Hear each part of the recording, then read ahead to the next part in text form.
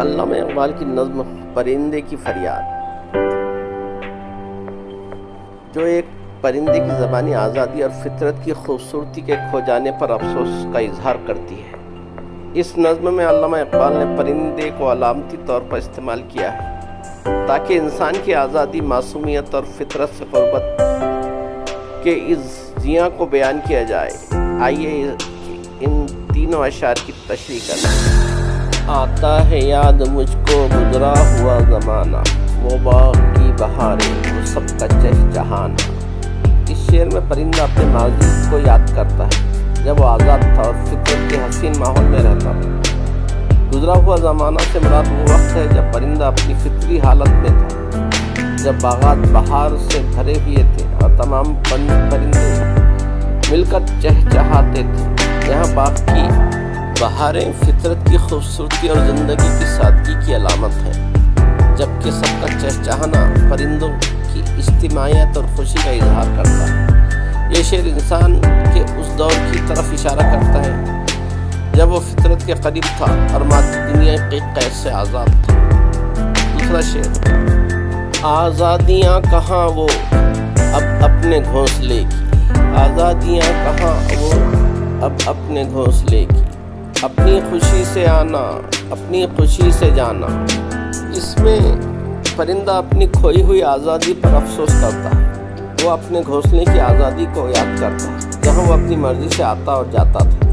یہ آزادی نہ صرف جسمانی بلکہ روحانی اور نفسانی آزادی کی بھی علامت ہے۔ علامہ اقبال یہاں انسان کی غلامی اور پابندیوں کی طرف اشارہ کرتے ہیں جو مادی دنیا، سماجی جبر اور اجتماعی قوتوں کی وجہ سے اسے سلب ہوئی ہے۔ پرندے کی یہ فریاد دراصل انسان کی اپنی فطرت سے دوری اور آزادی کی زیاں کی فریاد ہے۔ لگتی ہے چوٹ دل پر، آتا ہے یاد جس دم، لگتی ہے چوٹ دل پر، آتا ہے یاد جس دم، شبنم کے آنسوؤں پر کلیوں کا مسکرانا۔ اس شعر میں پرندہ فطرت کی معصوم خوبصورتی کو یاد کر کے دل پر چوٹ محسوس کرتا ہے۔ شبنم کے آنسوؤں پر کلیوں کا مسکرانا ایک خوبصورت منظر ہے جو فطرت کی سادگی اور پاکیزگی کو ظاہر کرتا ہے۔ شبنم کے قطرے پھولوں پر موتیوں کی طرح چمکتے ہیں اور کلیاں اپنی تازگی سے مسکرانے لگتی ہیں۔ یہ منظر پرندے کے دل کو چھوتا ہے کیونکہ اب وہ اس فطری حسن سے محروم ہے۔ یہ شعر انسان کی فطرت سے دوری اور اس کی وجہ سے ہونے والے دکھ کی عکاسی کرتا ہے۔ علامہ اقبال یہاں انسان کو اس بات کی طرف متوجہ کرتے ہیں کہ وہ اپنی فطرت اور روحانیت سے جڑ کر ہی سکون حاصل کر سکتا ہے۔ یہ نظم علامہ اقبال کی شاعری کا ایک گہرا فلسفیانہ اور علامتی نمونہ ہے۔ پرندے کی فریاد دراصل انسان کی فریاد ہے جو اپنی آزادی، فطرت سے قربت اور معصومیت کے کھو جانے پر افسوس کرتا ہے۔ علامہ اقبال نے اس نظم کے ذریعے انسان کو اپنی فطری حالت کی طرف لوٹنے اور غلامی، خواہ وہ مادی ہو یا فکری، سے نکلنے کی ترغیب دیتے ہیں۔ یہ نظم فطرت سے محبت، آزادی کی قدر اور ماضی کے حسین لمحات کی یاد کو بڑے خوبصورت انداز میں پیش کیا ہے۔ وہ پیاری پیاری صورت، وہ کامنی سی مورت، وہ پیاری پیاری صورت، وہ کامنی سی مورت، آباد جس کے دم سے تھا میرا آشیانہ۔ اس شعر اپنے محبوب یا کسی عزیز کی یاد کو بیان کرتا ہے جس کی موجودگی سے اس کا گھر خوشیوں سے آباد تھا۔ پیاری پیاری صورت اور کامنی سی مورت محبوب کی خوبصورتی اور دلکشی کی طرف اشارہ کرتی ہے۔ یہ شخص وہ محور تھا جس نے شاعر کے گھر کو جنت بنایا تھا۔ یہاں آشیانہ گھر یا دل کی علامت ہو سکتا ہے جو اب ویران ہے۔ آتی نہیں صدائیں اس کی میرے قفس میں، آتی نہیں صدائیں اس کی میرے قفس میں، ہوتی میری رہائی اے کاش میرے بس میں۔ قیدی اپنی تنہائی اور قید کی اذیت کو بیان کرتا ہے۔ وہ اپنے محبوب کی آواز سننے کو ترس رہا ہے، لیکن جیل یعنی پنجرے کی تنہائی میں اس سے کوئی صدا نہیں سنائی دیتی۔ وہ رہائی کی خواہش کرتا ہے مگر یہ اس کی اختیار میں نہیں۔ اے کاش میرے بس میں سے اس کی بے بسی اور لاچاری کا احساس ہوتا ہے۔ کیا بدنصیب ہوں میں گھر کو ترس رہا ہوں، کیا بدنصیب ہوں میں گھر کو ترس رہا ہوں، ساتھی تو ہیں وطن میں قید میں پڑا ہوں، ساتھی تو ہیں وطن میں قید میں پڑا ہوں۔ پرندہ اپنی بدقسمتی پر ماتم کرتا ہے کہ وہ اپنے گھر اور وطن سے دور قید میں ہے۔ اس کے دوست، رشتہ دار اور پیارے وطن میں موجود ہیں، جبکہ وہ تنہا قید خانے کی تاریکی میں اور پنجرے میں پڑا ہوا ہے۔ یہ شعر وطن سے دوری اور اپنوں سے جدائی کے درد کو اجاگر کرتی ہے۔ چوتھا شعر، آئی بہار کلیاں پھولوں کی ہنس رہی ہیں، آئی بہار کلیاں پھولوں کی ہنس رہی ہے، میں اس اندھیرے گھر میں قسمت کو رو رہا ہوں، میں اس اندھیرے گھر میں قسمت کو رو رہا ہوں۔ یہ پرندہ فریاد کر رہا ہے۔ یہاں شاعر فطرت کی خوبصورتی اور قید کی تاریکی کے تضاد کو بیان کرتا ہے۔ بہار آئی ہے، پھول کھل رہے ہیں، کلیاں مسکرا رہی ہیں، لیکن قیدی پرندہ اس خوبصورتی سے محروم اندھیرے پنجرے میں اپنی قسمت پر آنسو بہا رہا ہے۔ یہ شعر آزادی اور قید کے درمیان تضاد کو واضح کرتا ہے۔ اس قید کا الہی دکھڑا کسے سناؤں، اس قید کا الہی دکھڑا کسے سناؤں، ڈر ہے یہیں قفس میں غم سے مر نہ جاؤں، ڈر ہے یہیں قفس میں یعنی پنجرے میں غم سے مر نہ جاؤں۔ پرندہ قیدی اپنے دکھ کو خدا سے شکوہ کرتا ہے کہ اس کا درد کسے سناؤں۔ وہ اپنی تکلیف کو بیان کرنے سے عاجز ہے اور اسے ڈر ہے کہ کہیں یہ غم اسے ہلاک نہ کر دے۔ یہ شعر قید کی شدت اور اس کی نفسیاتی اثرات کو ظاہر کرتا ہے۔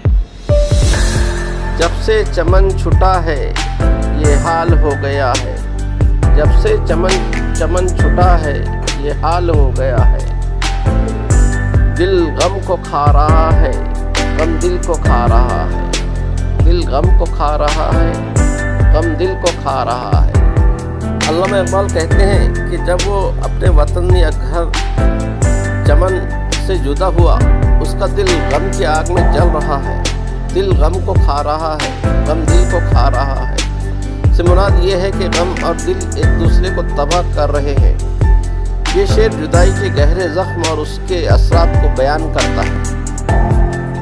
اگلا شعر، گانا اسے سمجھ کر خوش ہو نہ سننے والے، گانا اسے سمجھ کر خوش ہو نہ سننے والے، دکھتے ہوئے دلوں کی فریاد یہ صدا ہے، دکھتے ہوئے دلوں کی فریاد یہ صدا ہے۔ اقبال کہتے ہیں کہ یہ نظم کوئی گانا یا تفریحی چیز نہیں، بلکہ یہ دکھ بھرے دلوں کی فریاد ہے۔ لوگ شاید اسے محض گانا سمجھیں یا کوئی نظم سمجھیں، لیکن یہ اس پرندے کے دل کی چیخ ہے جو درد سے بھری ہوئی ہے۔ یہ شعر شاعر کی جذباتی گہرائی اور اس کے دکھ کی صداقت کو ظاہر کرتا ہے۔ آزاد مجھ کو کر دے او قید کرنے والے، آزاد مجھ کو کر دے او قید کرنے والے، میں بے زباں ہوں قیدی تو چھوڑ کر دعا لے، میں بے زباں ہوں قیدی تو چھوڑ کر دعا لے۔ آخری شعر میں قیدی اپنی جیلر سے یا پرندہ اپنے مالک سے رہائی کی التجا کرتا ہے۔ وہ کہتا ہے کہ وہ بے زبان ہے، اس کے پاس اپنی فریاد بیان کرنے کے لیے الفاظ نہیں، لیکن اگر اسے آزاد کیا جائے تو وہ اپنے جیلر یا اپنے مالک کے لیے دعا کرے گا۔ یہ شعر قیدی کی بے بسی اور امید کے توازن کو دکھاتا ہے۔ علامہ اقبال کی یہ نظم جدائی اور آزادی کی خواہش کے موضوع پر مبنی ہے۔ شاعر نے قید کی تکلیف، وطن اور محبوب سے دوری کے درد اور فطرت کی خوبصورتی سے محرومی کو بڑی خوبصورتی سے بیان کیا ہے۔ نظم کا مرکزی کردار ایک قیدی پرندہ ہے جو نہ صرف جسمانی طور پر قید ہے بلکہ نفسیاتی طور پر بھی غموں کی زنجیروں میں جکڑا ہوا ہے۔ نظم میں استعاروں مثلاً قفس، چمن، آشیانہ اور تشبیہات کا خوبصورت استعمال کیا گیا ہے۔ जो कैदी के दुख को और भी गहरा करते हैं। कैद और आज़ादी की ख्वाहिश। नज़म कैद की अज़ियत और आज़ादी की शदीद ख्वाहिश को बयान करती है। वतन और घर से दूरी।